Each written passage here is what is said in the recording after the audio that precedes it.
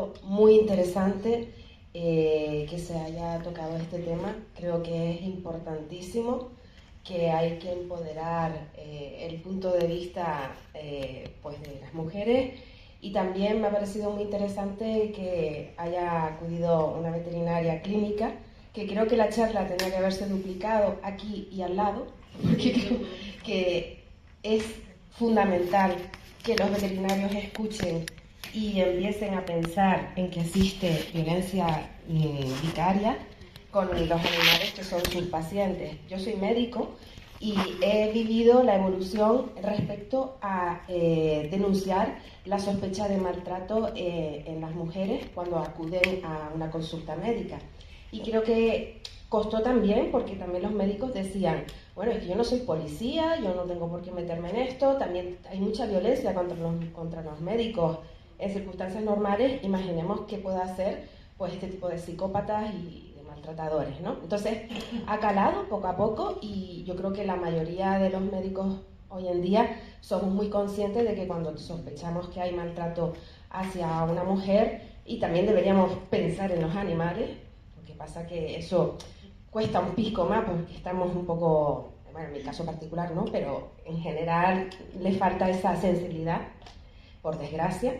Y en el caso de los veterinarios hay que buscar efectivamente desde el punto de vista legal, pero mientras tanto yo creo que hay que divulgar, hay que hacer conferencias, hacerles llegar, meter poquito a poco, colarlo, para que sepan que existe y piensen en ello. Esto es como cuando diagnosticas una enfermedad: si no piensas en ella, no la vas a diagnosticar nunca. Pues cuando ves que reiterativamente ves un maltrato, no te cuela, por supuesto, pruebas para que al menos sirvan para un juicio, pero creo que hay que envalentonarse en la medida que se pueda para denunciar, ¿no?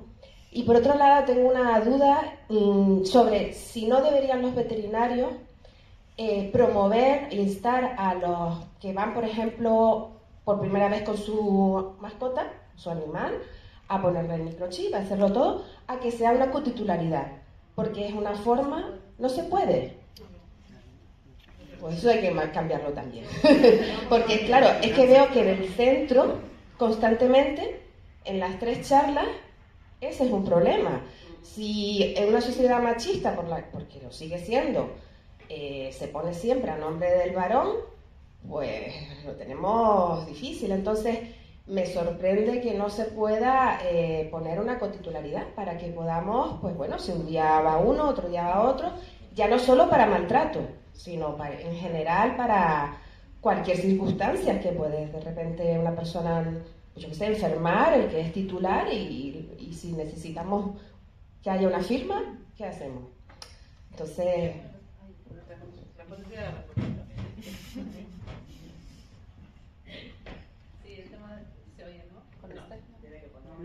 ¿No? Sí. Lo que pasa que es que llovió mucho cuando yo crecía.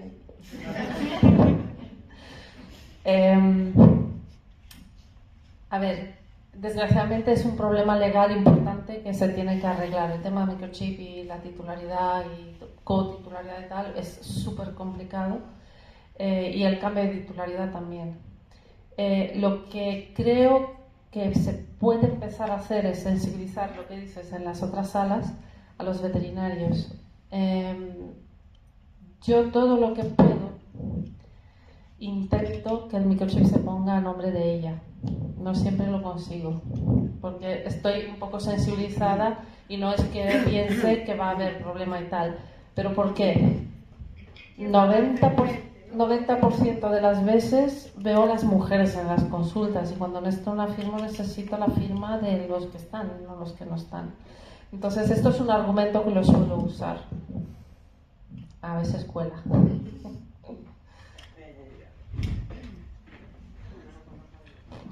A mí me ha tocado ir la parte reivindicativa, lo siento. Hemos perdido la oportunidad.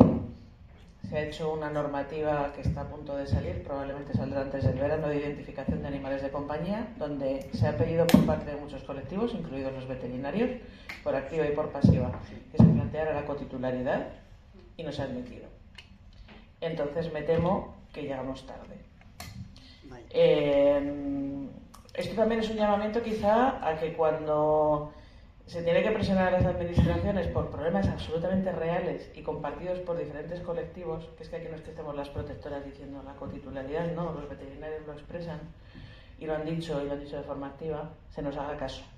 Porque los que estamos día a día en la clínica o recogiendo animales somos los que sabemos lo que pasa en la realidad. Y hemos perdido esa oportunidad.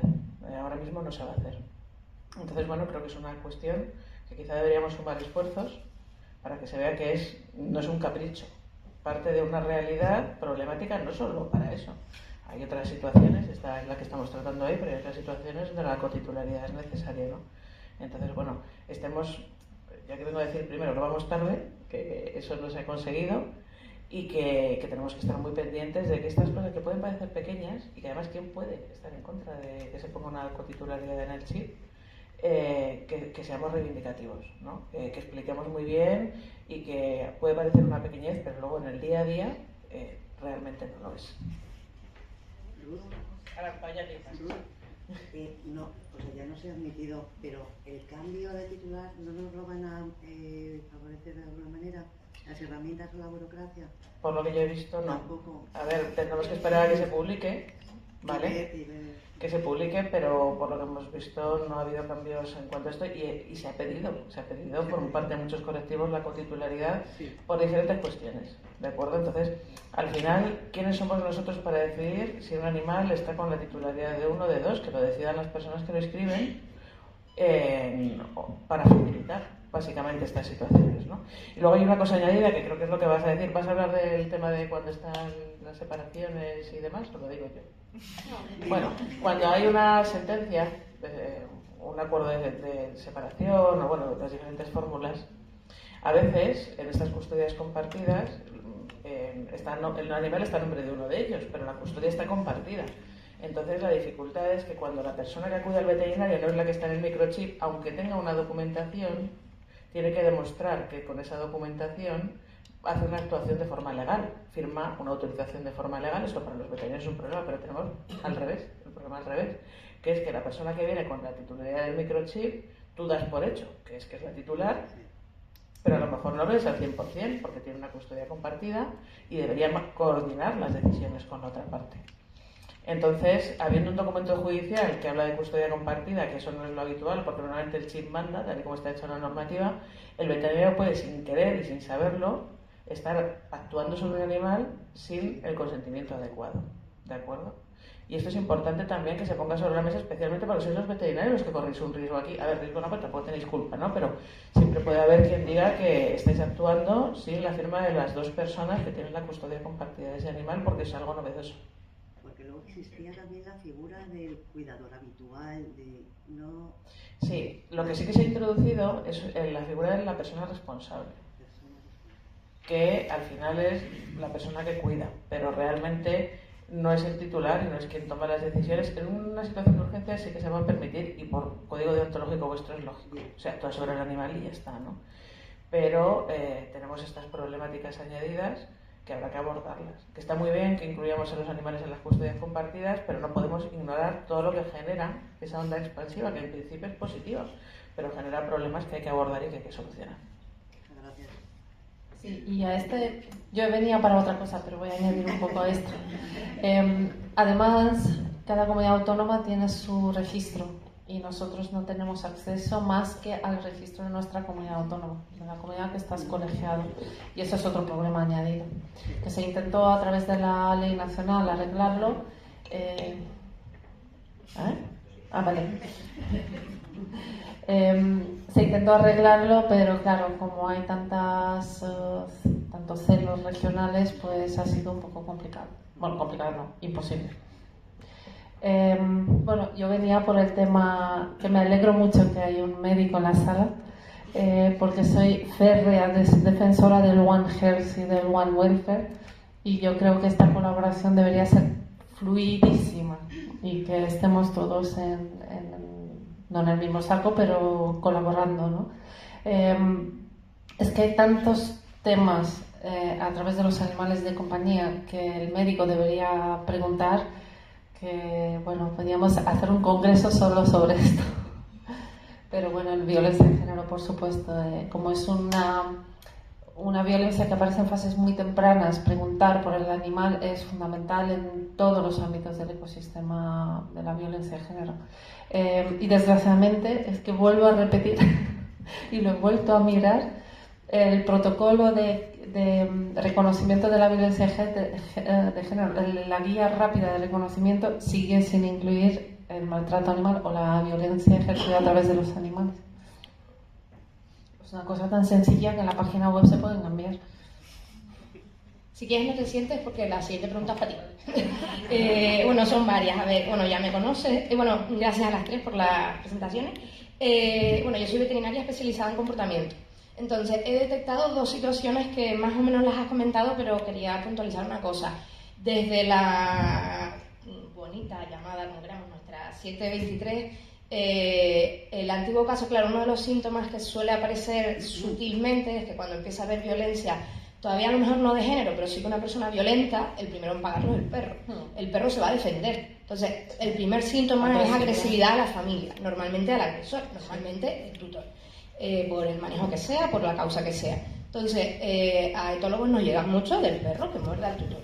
¿Qué pasa? Que cuando ya entramos en todo esto, no va a venir a una consulta de especialidad a pagarla, porque evidentemente, aunque el veterinario de cabecera remita, a etología no llega. Entonces ya esa es una cosa, porque he tenido casos de que veo que el perro, en el informe del generalista, ha aparecido remisión a etología año tras año tras año. Cada vez que vacuna y dicen que el perro muerde, recomiendan etología. Así, año tras año, hasta que me entero, 4 años más tarde, la mujer ha salido de ahí y por fin viene con el perro a etología y se ve ¿no? De que se ha intentado pero no se ha hecho.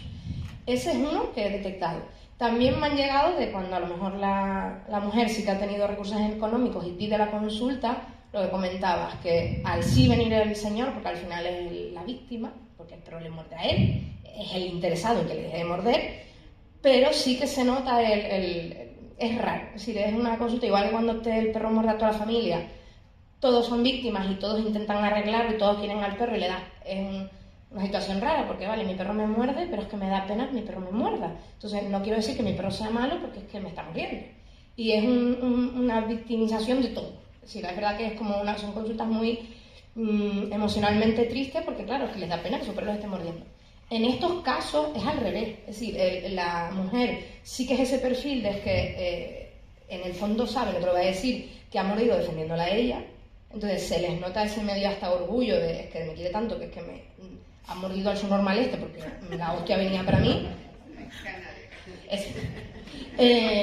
Pero al revés, ves en el hombre el que no la deja hablar, que la corta. Yo tuve en el 19, justo un poco antes del confinamiento, tuve un caso de esto, que de hecho fue el primero súper radical que lo vi y no supe qué hacer porque además no la tenía nunca sola, no había forma yo de incluso decirles que te leo, si te lo veo, pero no sé cómo hacer. La única opción que tuve, que ahí viene la pregunta de qué otras cosas podemos hacer ahora mismo, es como en aquella época solo estaba o yo solo conocía el Biopet, yo me dediqué 3 semanas a hacer publicaciones en redes sociales de Biopet para arriba y para abajo, Instagram, directos, todo. Digo, como sabía que la chica, aunque sea, seguía la cuenta, digo, a ver si aunque sea, le llega así un poco el filtro. Fui lo único que dije, es que no tengo cómo comunicarme con esta señora. Y el otro, y ya con esto termino, es la otra situación que he visto ahora. Y es que con la 723, con el prohibido eutanasia, hasta hace 2 años era el perro me muerde, eutanasia, el perro muerto. Ahora es, no, vete a etología, que te hagan un informe, entonces te lo mato. Entonces, claro, ahí sí que me llaman, y además sí que la llamada es súper ABC, es hola, soy Pepito Juan, mi perro me ha mordido, mi veterinario me pide un informe tuyo para poder eutanasiarlo. Y yo, no, sí, pero no, sí, va por otros rollos esto. Y cuando ya le explico todo el procedimiento, el diagnóstico, la consulta, tal, y que si está contemplada la eutanasia, hago ya el informe, no se sabe más. Ahí ya se nota, en plan, de lo que quería era quitarle el perro en medio. Cuando llamo a la veterinaria a decirle, mira, me pasó esto y tal, dice, sí, es que sé lo que está pasando y el único recurso que tuve fue para que no me grite a mí y me obligue a matar al perro, decirle que sin tu informe no lo voy a matar. Y es exacto. Pero es como otro, como no llamarlo, no sé cómo llamarlo, pero síntoma, ¿cómo es esto? Y es indicador, no sé, ¿verdad? Un indicador nuevo, es decir, es que ahí hay algo raro.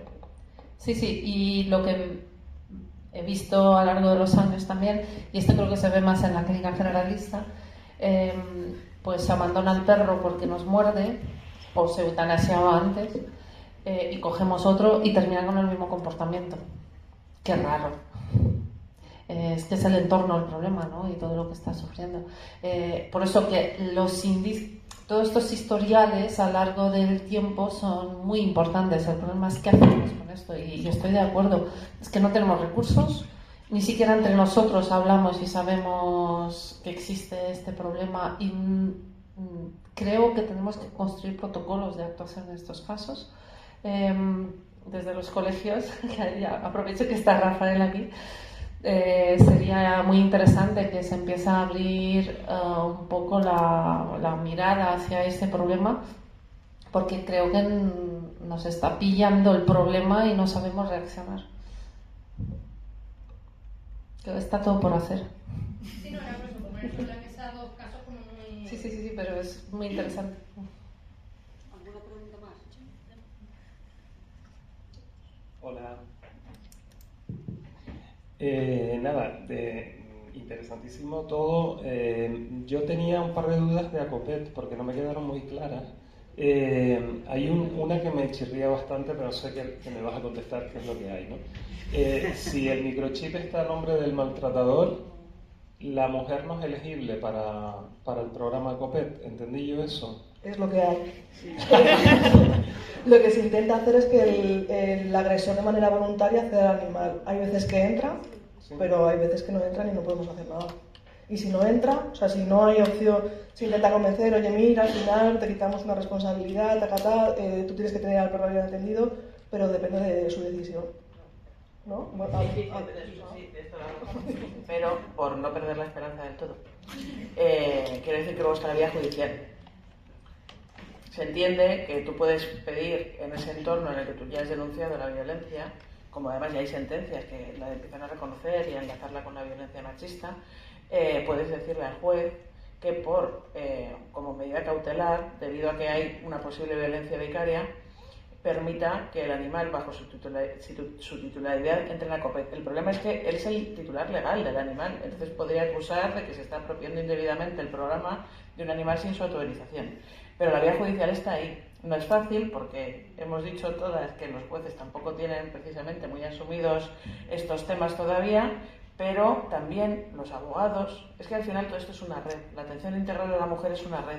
Si todo el mundo tiene conciencia de este problema, pues al abogado se le puede ocurrir pedir de medida cautelar que se autorice por parte del juez a ingresar el animal en este programa. Que el juez tiene la potestad para hacer eso. Porque si hay riesgo, puede decidir y autorizar a ACOPET, entonces no pasa nada y ACOPET lo podría acoger ese animal si el juez lo dictamina así.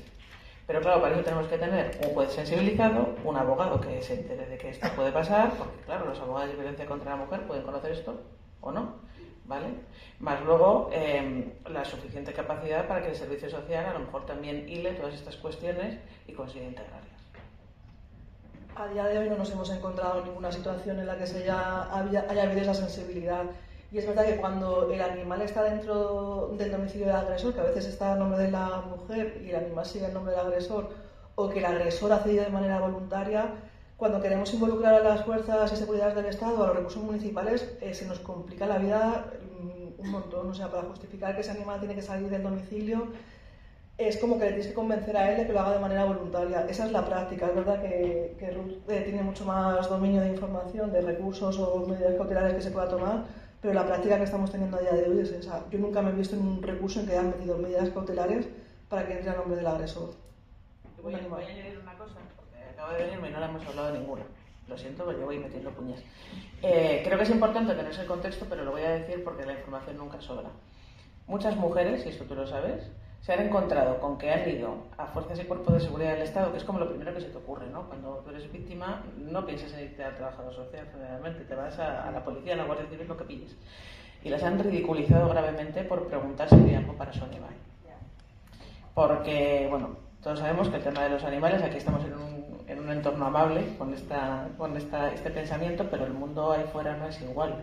Y además a veces no es igual, no porque la persona no lo sienta, sino porque hay como pudor, ¿no?, a reconocer que esto es importante.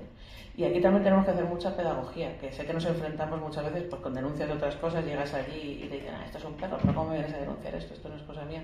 A las mujeres les pasa igual y en la situación en la que están, que se han atrevido a ir a la policía, a la Guardia Civil a pedir ayuda y de pronto se encuentran que esa primera barrera ya les está ridiculizando por preguntar si hay algún recurso para su animal. Entonces, tenemos que trabajar todos de forma constante en concienciar a todos los elementos de la red para que vean que esto es importante. Y lo que he dicho al principio, que a ti pueden no gustarte los animales, pero lo tienes que hacer por la mujer. Igual que pueden no gustarte los niños, hay mucha gente que no le gustan los niños, pero a que todo el mundo respeta que esa mujer tenga hijos e hijas y pida un recurso para ello, pues esto tiene que ser igual.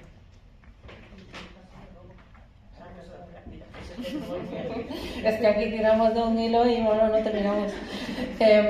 También ha pasado, y yo lo he vivido también, que la mujer podía irse de casa, que podía irse a casa de otro familiar, se ha llevado, en este caso eran 2 perros, y se encontró con una denuncia por robo del perro.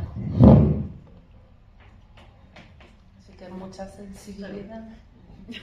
Y la otra pregunta, que es ya un poco para tener esperanza de cara al futuro, ¿cuáles son las razones y qué posibilidades hay de que cambie el que los recursos admitan realmente a los animales? O sea, ¿por qué no los admiten?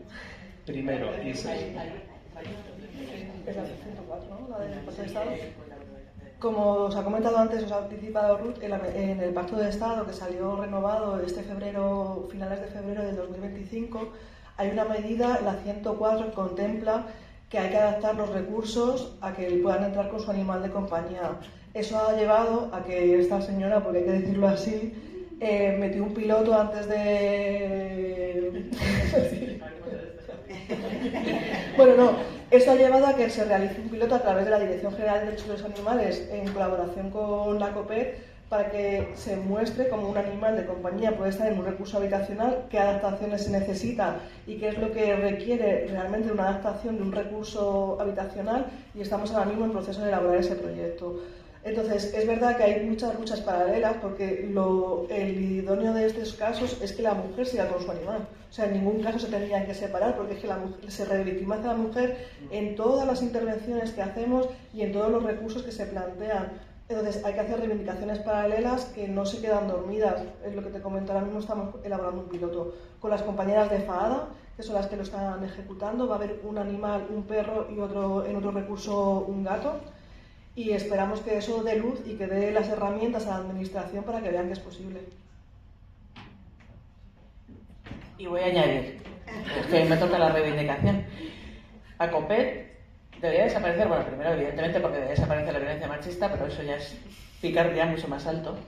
Pero debería desaparecer porque no tendría que ser un programa paralelo, tendría que estar integrado en servicios sociales de base. Que está muy bien que Cruz Roja colabore, que la FEN colabore, que FADA colabore también con temas sociales, que todas las entidades que hay aquí en Madrid está también zona, hay mucha gente colaborando con temas sociales. Pero es que el tema de los animales, si son familia, tiene que ir a servicios sociales de base. Tiene que integrarse en las herramientas que tiene la propia administración con las ayudas que sean necesarias. Eso va a hacer falta porque la administración no da para todo. Pero que no sean programas paralelos, porque aquí hay un riesgo, que es que este programa está muy bien, se inició con mucho cariño, pero es un programa que se renueva anualmente. Y esto hay que dejarlo claro, ¿vale? Parte de presupuestos generales del Estado, mañana cambian las tornas y alguien decide que esto no se financia y el programa se cae. Sin embargo, cuando está dentro de la carta de los servicios sociales de base ya es mucho más difícil quitarlo, ¿no? Y al final, bueno, pues las sensibilidades sociales no siempre se reflejan políticamente por diferentes intereses. Y la lucha también tendría que ser que en vez de tener un programa anexo, tengamos algo integrado. Y para eso también, a lo mejor, nueva reivindicación, hola, Ministerio de Igualdad, estamos aquí, esto también es cosa vuestra, ¿no? Porque realmente se inició gracias a la Dirección General de Derechos de los Animales, pero hemos dicho que esto es una ayuda para la mujer. ¿Dónde está el Ministerio de Igualdad? ¿Por qué no está cogiendo de la mano este programa y llevándoselo e integrándolo, ¿no? Hasta hace poco el 016, por ejemplo, no preguntaba si tenías animal de compañía. Casi todas las mujeres lo llaman. 016. El primer protocolo que tendría que tener esa pregunta no tendría que ser el de 016. Entonces, por eso digo que esto está, y lo ha dicho también Olga y lo ha dicho Delia, lo tenemos todo en pañales, que está muy bien, es muy bonito, yo creo que el trabajo que se está haciendo es maravilloso y para esas mujeres a las que hemos llegado de sus animales ha supuesto la diferencia entre la vida y la muerte, pero no podemos pararnos aquí porque lo que necesitamos es que la administración lo reconozca como algo propio, no como una subvención que yo doy para un programa muy bonito. Y también para añadir, que no me puedo quedar callada,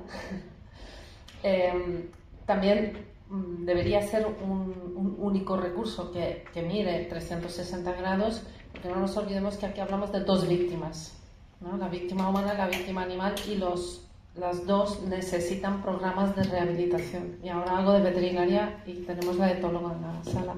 Estos animales necesitan una recuperación y trabajar con ellos porque vienen con miedo, con agresividades, con comportamientos de huida, con un montón de problemas, incluso físicos, que necesitan recuperar. Y a veces se pueden recuperar y a veces no, porque está tan extrema la situación que no se puede. Y a veces ni siquiera pueden volver con la víctima humana porque ha desarrollado incluso miedo de esta persona y a veces no es muy bueno para el animal que vuelva con esta persona. Y no nos olvidemos que este pack normalmente suele ser un apoyo emocional de los dos bandos, uno para el otro. Entonces este vínculo a veces ayuda que se preserve, ayuda en la recuperación de las dos víctimas.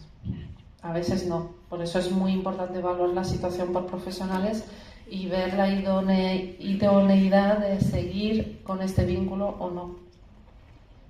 Igual que los hijos, ¿no? Que a veces pasan estas cosas. Hola, bueno, alguna pregunta ya la han hecho, para mí esa era la imprescindible.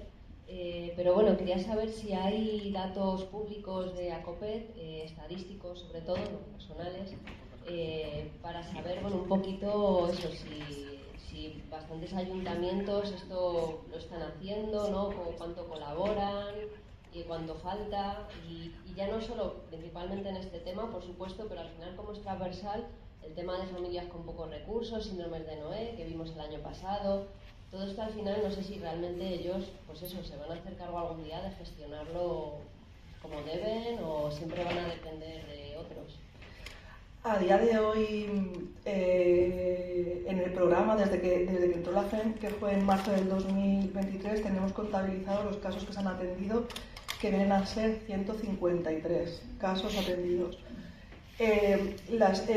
Nosotros atendemos a todos los ayuntamientos, estén adheridos o no al programa, porque realmente tendrían que estar adheridos al programa para prestar el servicio.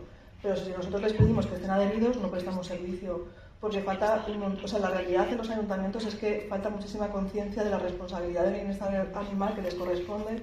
Y ACOPET al final lo que hace es un trabajo como paralelo, porque les estamos ayudando al ayuntamiento y además les estamos concienciando de decir, oye, que la responsabilidad es tuya, que es que no es de un programa financiado ahora mismo por el Ministerio de Derechos Sociales y Consumo, Agenda 2030, es que este animal en desamparo es tu problema o tu responsabilidad. Pero la realidad de España es que no se tiene ese conocimiento, o sea, no se tiene esa responsabilidad, ese conocimiento. Sí que es verdad que hay zonas geográficas que están mucho más avanzadas, Canarias, Cataluña, País Vasco, de repente te vienen ayuntamientos que dices, señor, ¿usted existe? O sea, haga un congreso como ayuntamiento explicando cómo estáis gestionando todo el tema de bienestar animal, pero España es súper diverso, súper diverso territorialmente, de cómo gestionan los recursos de servicios sociales, de cómo gestionan los recursos de atención a la mujer, de bienestar animal. Entonces, es lo que nosotros estamos iniciando el camino. Está todos en pañales. Esperamos que de aquí a 10 años hablemos de que el servicio se está prestando a los ayuntamientos adheridos y que sea una condición que estén adheridos. Pero a día de hoy no nos atrevemos porque si te condiciona a que estés adherido, probablemente ACOPET no presta servicio. Hay muy pocos ayuntamientos adheridos. Me toca las reivindicaciones. Olga ha dicho que España es muy diversa y luego hay una cuestión que también es que hay ayuntamientos en España con 4 habitantes. Entonces, claro, quizá lo que falla es el modelo. Quiero decir, ayuntamientos grandes no tienen excusa para no hacer las cosas y algunos lo harán, otros no. Cada uno tiene ejemplos y casos de todo tipo. Pero también tenemos el problema de que la España vaciada se cargan muchas cuestiones, o sea, no puede tener la misma responsabilidad de Madrid que un pueblo de La Rioja de 4 habitantes. porque no tiene medios, básicamente. Entonces, quizá hay que replantear el modelo también en algunas cuestiones sociales, porque todas las cargas sociales, o sea, realmente tú a un ayuntamiento de 4 habitantes le dices que se tiene que hacer cargo de los animales, pero también de las mujeres víctimas. Y es un alcalde que no cobra un sueldo y tiene 3 paisanos que le han votado a él porque a lo mejor les caía mal para meterle ese marrón, ¿no? Entonces, lo que quiero decir es que también a lo mejor hay que pensar que hay que implicar a las comunidades autónomas, a las diputaciones provinciales, porque tenemos ciudades enormes con grandes presupuestos y sitios diminutos, sin ninguna profesionalización, que el único funcionario que hay ahí, que es uno que rota cada 4 semanas, el secretario municipal viene y les firma 3 papeles, y les hemos cargado exactamente con las mismas obligaciones que a los grandes. Y ahí tenemos que mirar cómo hacer que el modelo sea efectivo, que funcione. Es que yo a ese señor que le puedo pedir, si no sabe probablemente nada de género, ni de servicios sociales, ni de nada. Y tenemos que también llamar a las comunidades autónomas y a las diputaciones y decir, vale, tú tienes aquí un montón de localidades diminutas que claramente no pueden prestar un servicio, vosotros sois los que tenéis que dar el paso de ayudar. Lo que quiero decir es que no pongamos solo el foco en el ayuntamiento, que algunos sí que pueden y no quieren, pero otros es que tampoco saben. Y en cuestiones de bienestar animal, bueno, y en cuestiones de violencia contra la mujer, están perdidísimos. No saben ni de qué les estás hablando. Entonces, esta reflexión también es buena, ¿no? Porque aquí provenimos de diferentes territorios, mi zona es más de España vaciada, y te encuentras con eso, que, claro, pues, yo que sé, Madrid, Barcelona, hombre, pues si no haces cosas, a lo mejor te podemos decir que por qué no las estás haciendo. Pero no todos los ayuntamientos son iguales, ni tienen la misma disponibilidad. Y ahí también tenemos que jugar un papel, porque a las comunidades autónomas hay que decirles, oye, esto también es cosa tuya. Y a las diputaciones provinciales, y a las mancomunidades donde existen, y a los cabildos, porque bueno, que España es muy complicada, ¿no? Entonces, hagamos ese trabajo también, de decir que hay que sumar esfuerzos. Claro, es que en relación con esto, como está pasando ahora con las colonias felinas, entiendo, pero tendremos que ser asociaciones externas, supongo. Eso, tanto informar como hacer un control de quienes ya lo saben, hacen o no hacen. Imagino que serán solicitudes de transparencia y hacer un registro, además, ¿no? Porque bueno, todo eso es... Esta tarde os van a hacer un monográfico de eso, o sea que guárdate la pregunta que te lo van a contestar mejor, seguro. Y una sugerencia también, porque cuando se siguen pidiendo casas de acogida, el problema es que creo que la inmensa mayoría de entidades de protección animal ya estamos hasta arriba, por temas de administraciones. Entonces, en mi ciudad, por ejemplo, hay muchísimas asociaciones feministas. No sé si se contempla intentar contactar con ellas para informarlas y ver si ellas quieren colaborar. Porque es que siempre estamos las mismas. No, pero es que no se trata de eso. Claro. Tiene que saber de animales. Sí, es que nosotros pero se las forma, a lo mejor las de protección animal las podemos formar. Lo hemos pasado y no funciona. Son animales complicados. Al final, en los casos que nos llegan a ACOPET también nos tendríamos que haber hecho un historial de casos de ACOPET que nos llegan los pobres, los casos más heavy que pueda haber, porque normalmente la persona que tiene red se queda en su entorno, o sea, vienen animales que están muy trillados, animales que han vivido maltrato, animales que lo han vivido en primera persona y que han visto cómo agreden a su dueña. Y es muy complicado, o sea, si no entiendes de animales, Pero se me ocurre otra cosa, y si las que acogemos animales más sencillos, abandonados, cachorros, tal, conseguimos que ellas nos acojan y nosotras nos quedemos los complicados, algo parecido. Sí. Escúchame, apúntate al programa y damos todas estas ideas. Tú puedes acoger al animal o en la red de tu casa de acogidas o en tu recurso propio, dependiendo de cómo tú identifiques que ese animal va a estar, dónde identificas que va a estar mejor. Tú eres la que tienes la capacidad, o sea, yo, si te soy sincera, yo tengo animales, tengo perro, tengo una perrita y tengo 2 gatas, pero si me hablas de bienestar animal, yo lo que hacía era preguntar a Mati y a Ruth, oye, este tema, yo he gestionado este programa, pero porque me nutro de 2 personas que sabían de bienestar animal, pero es que es esencial que donde esté el animal, la entidad que va a tener la responsabilidad sepa de animales, tenga trayectoria y tenga ese vínculo de recursos de veterinario, de saber identificar de comportamiento, que decía antes una compañera que está en comportamiento. Entonces, las asociaciones feministas pueden hacerle de difusor a los casos que se necesitan para encontrar más casas de acogida en esa localidad y se adhieran a ese punto.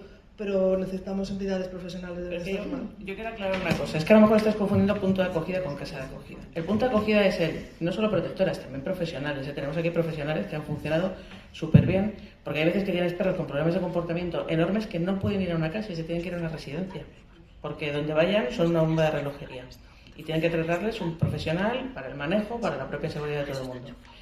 Lo que se pide a la protectora es el punto de acogida, pero si se asocia con una asociación feminista y consigue una casa de acogida, lo que necesita el programa es que la persona sobre el terreno entienda de animales, no la persona que tiene el animal, ¿vale? Porque eso ya lo hemos transitado. Antes teníamos un sistema de acogida abierto, venía gente de todo tipo, pero sin conocimientos, pues como os pasan las protectoras. Te viene una casa de acogida y ¿quién le guía? ¿Quién le dice dónde están los síntomas preocupantes? ¿Qué es lo que tiene que hacer? La entidad o la persona que gestiona ese animal. La acogida solo tiene el animal. El punto de acogida es el que tiene que ser una protectora o un profesional. ¿Por qué? Porque es que han salvado vidas de animales.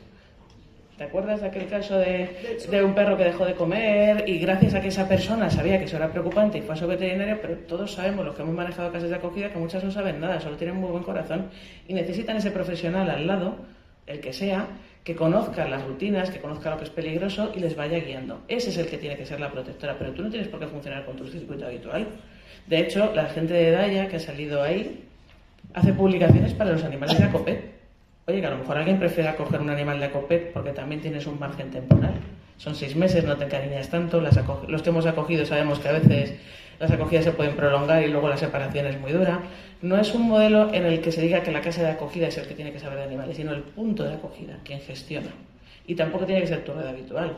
Y ya os digo, no solamente son protectoras. Olga tiene bastantes más profesionales de momento, porque son los que nos han salvado la vida y han salvado la vida de estos animales, porque las protectoras no pueden, pero los profesionales sí que pueden hacer ese hueco, ¿no? Entonces, esto tiene que ser un sistema de colaboración. Oye, la protectora puede bien, que no puede, no pasa nada. Pero si tiene la oportunidad, sobre todo con animales, los gatos son más problema que los perros, por ejemplo, porque es verdad que los profesionales de los perros hay más, pero los gatos hay menos centros que te los puedan acoger. Hay que sumar esfuerzos y buscar cada uno como puede, que ya sé que tenéis un montón de problemas añadidos porque estamos todos en una situación prácticamente de guerra, ¿no?, con el tema de los animales, pero siempre hay huecos pequeños y sobre todo lo mejor, y aquí estoy intentando promocionar a Olga, que es que el punto de acogida no tiene obligación. Ella te llama y te pregunta, oye, tengo este caso, ¿tenéis capacidad? Oye, pues lo mismo tienes una casa de acogida que no has utilizado para algo porque no cuadra para nada, pero para ese animal sí.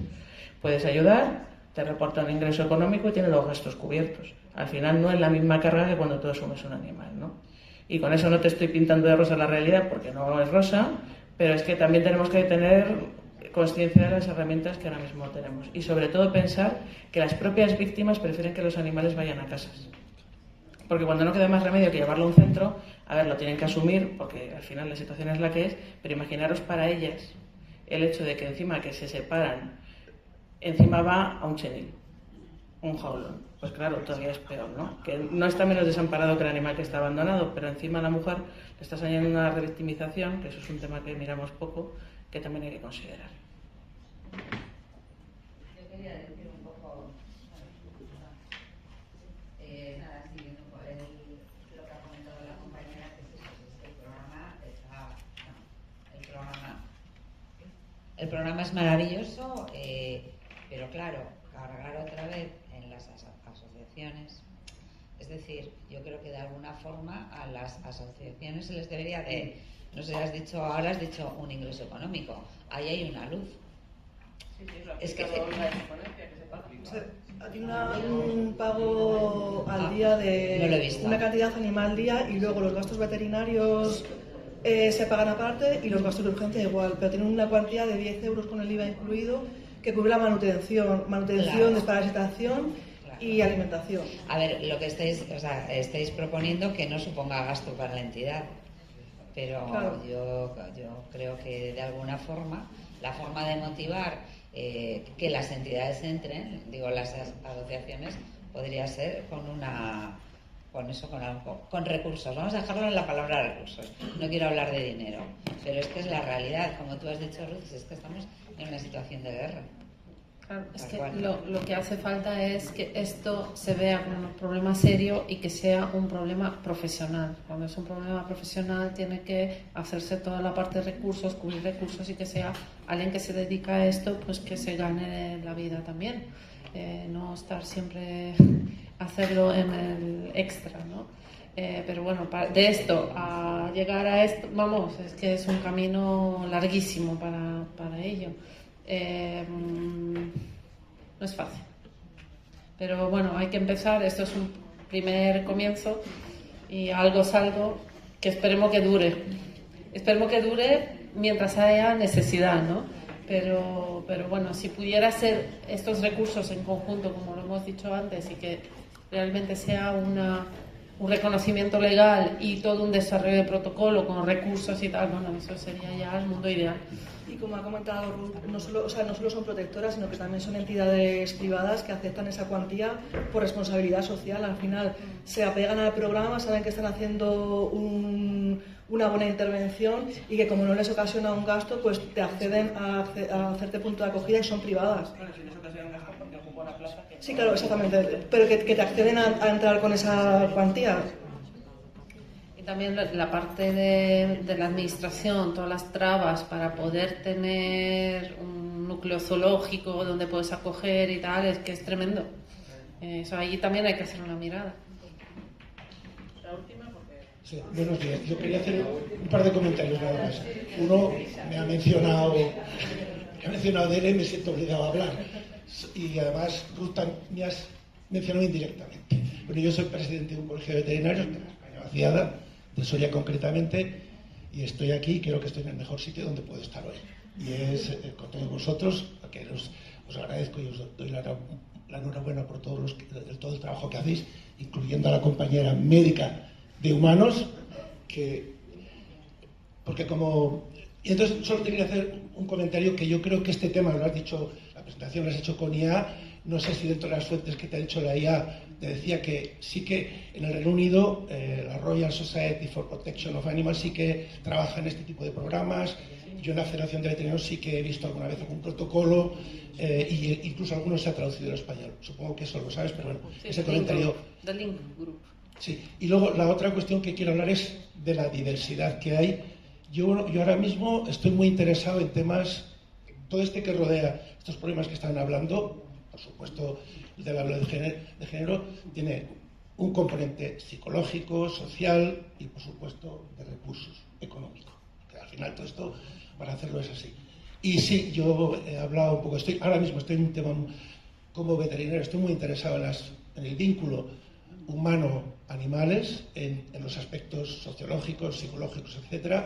Y en mi colegio estamos trabajando en colonias felinas y sí que vemos de primera mano y estamos asesorando a los ayuntamientos de una manera profesional, técnica, estamos en contacto con las sociedades protectoras de animales y sí, es complejo, pero como decías tú, no sé cómo es tu nombre, doctora, es muy difícil, es muy complicado, hay mucho por hacer, pero hay que hacer algo ya, desde ahora, ¿no? Entonces estamos haciéndolo lo que podemos y desde luego hablamos con ayuntamientos, con alcaldes que quieren hacer muchas cosas, o concejales de un ayuntamiento de 5 habitantes, o de 10 habitantes, que los hay, a la capital de la provincia y con la Diputación y con la comunidad autónoma. Es muy complejo todo y creo que tenemos que entendernos todos, colaborar entre todos y ir adelante desde ahora, no esperar a que las leyes cambien. Tenemos que hacer que vayan cambiando entre todos, ¿no? Y creo que hace falta también mucho entendimiento. También estoy interesado en el tema del maltrato a los profesionales, a los médicos y a los veterinarios también. Entonces, yo creo que todo está interconectado. Y yo, en lo que podemos, en mi colegio estamos haciendo lo que podemos.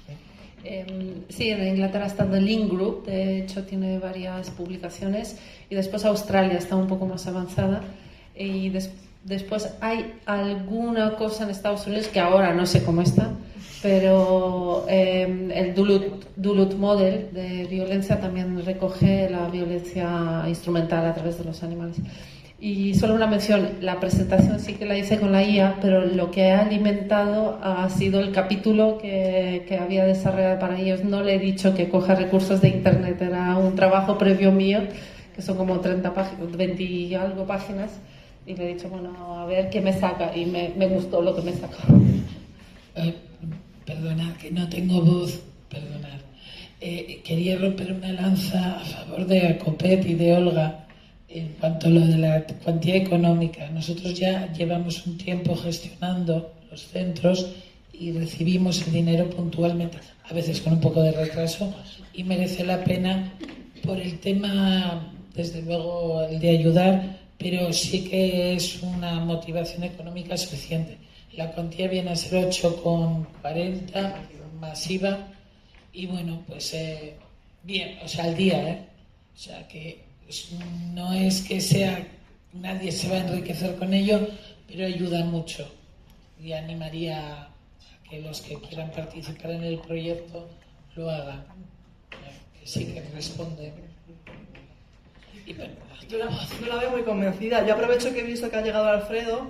Alfredo es otra de las personas que estuvo a los inicios y que creyó en meter el programa dentro de la administración.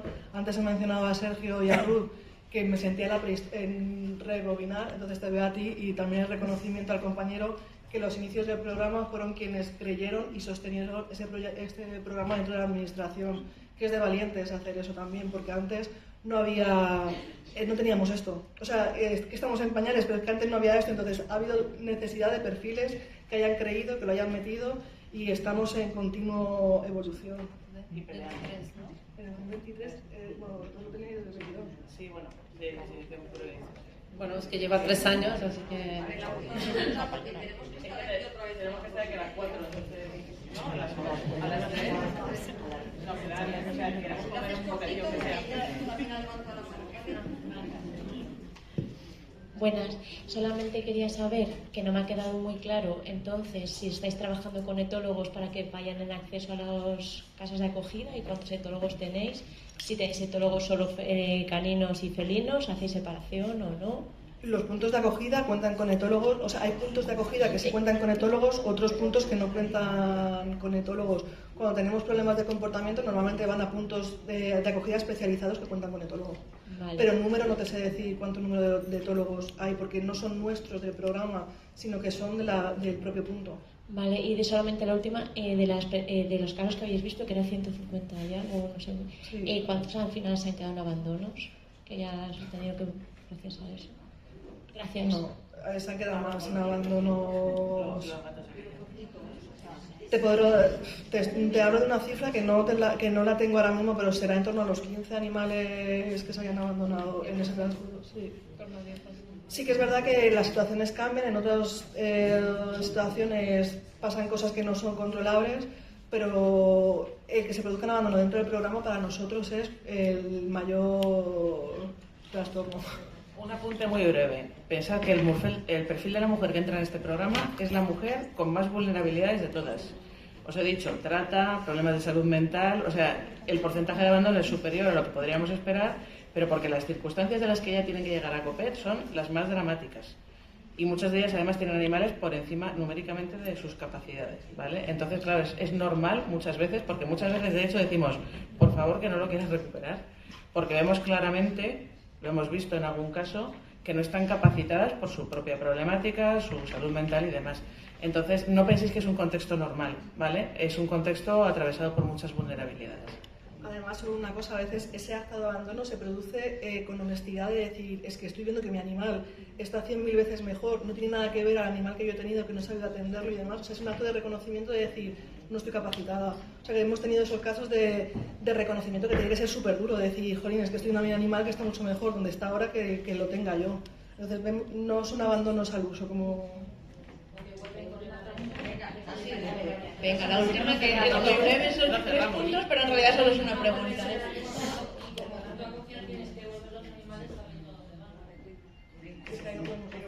Sí, venga, muy rápido. Primero de todo, gracias al equipo que sacó la ley adelante, eso vaya por delante.